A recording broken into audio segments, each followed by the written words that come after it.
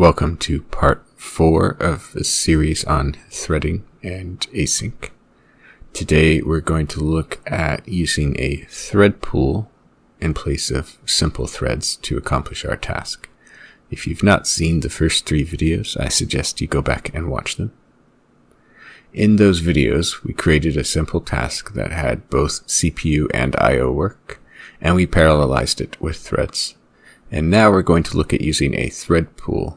In the previous video, I gave one example for doing this, which is that you might be writing code where you're having requests come in, and they could burst quite quickly, and you want to throw each request onto a thread pool. You can't schedule the entire operation because you don't know how many requests you'll have or what order they'll come in.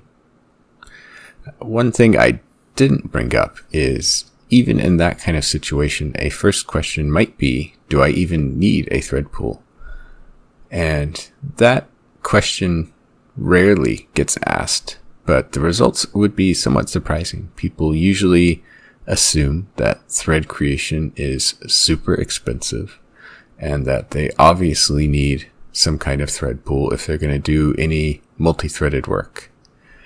However, in modern operating systems, on modern systems, thread creation can actually be pretty fast. On modern Linux systems, for example, benchmarks have shown that a thread can be created in about 10 microseconds. The amount of time it takes, however, is very dependent on what kind of operating system, what kind of hardware, and any number of other variables. So if you want to go that route, you should probably at least benchmark how long it's going to take to create your threads. However, for this video, we're going to assume that you've decided to create a thread pool and it made sense. If you're not going to create a thread pool, then the advantages of async that I'm about to go over in the next couple videos don't really apply. If you just fire off a new thread for every request that comes in, then you don't really have to worry about whether that thread is blocking or not. Let's go ahead and take a look at one possible thread pool implementation just as a refresher. So in a thread pool, you have a large queue of tasks that might actually be one queue, or in this example here, you may have a queue per thread. There's different approaches.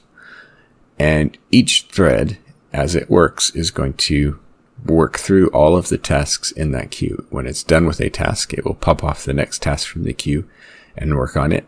If you have a queue per thread, then once a thread finishes churning through its tasks, if there are no other tasks in the queue, it will look at the queues for the other threads and try to steal some work out of them if it can.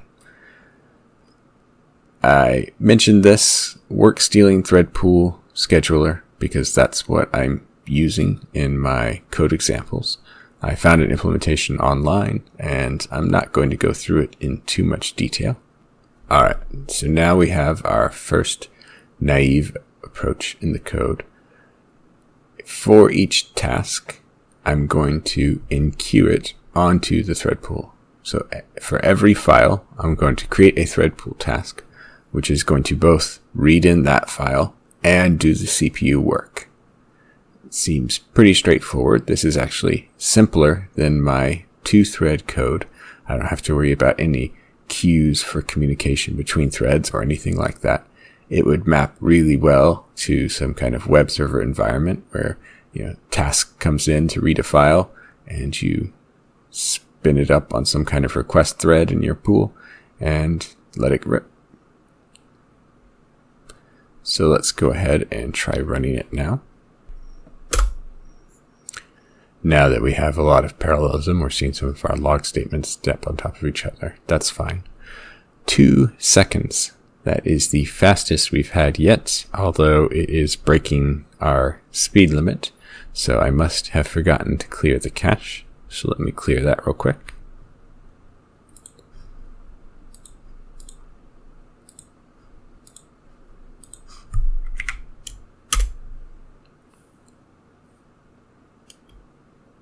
We can see some kind of interesting batching behavior. It looks like files are getting done in chunks of 4, which might be expected, but just something we can observe here.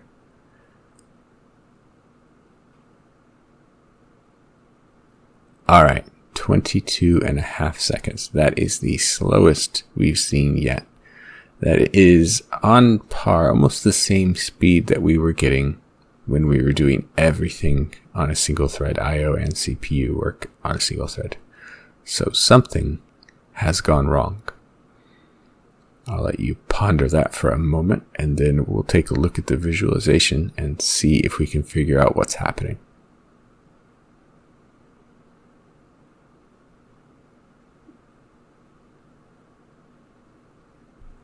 Alright, so now we have 8 threads. The system I'm testing on has 4 hyper-threading cores. So there's 8 physical compute units and a thread pool I created to match that. And it looks like they're all working in parallel.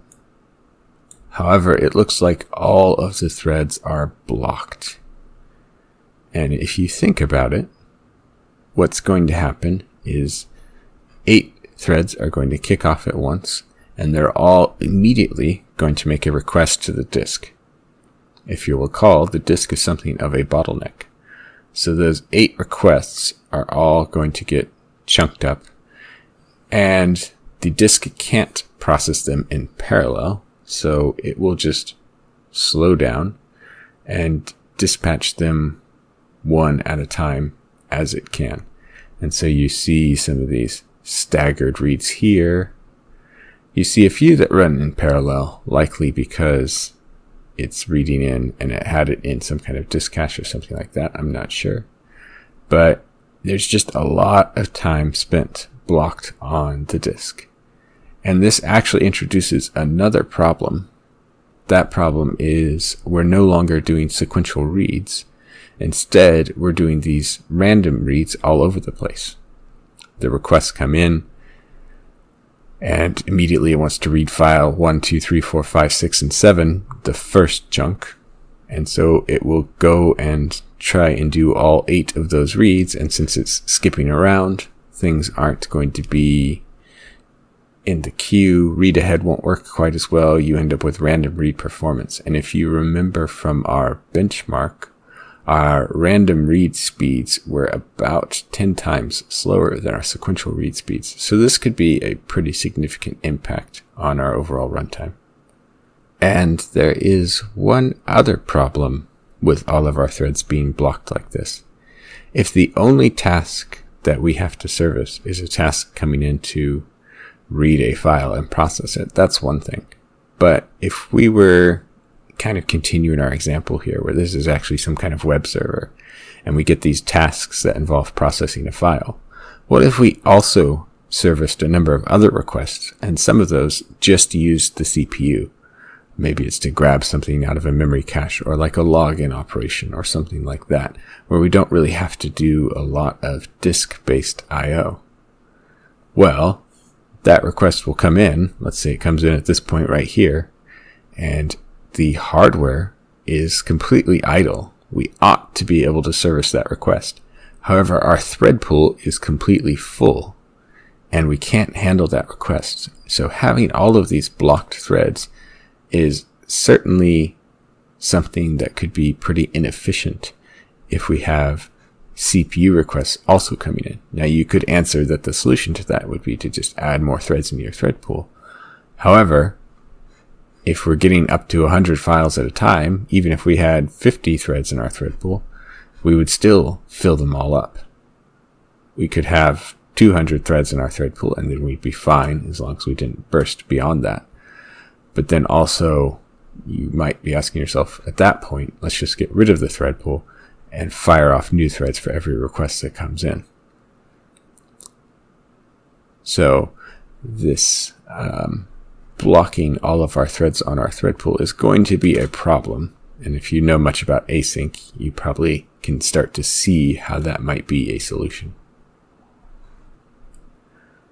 So our first attempt at a thread pool approach here failed pretty miserably. And the main problem seems to be that we have 8 threads accessing the I/O layer.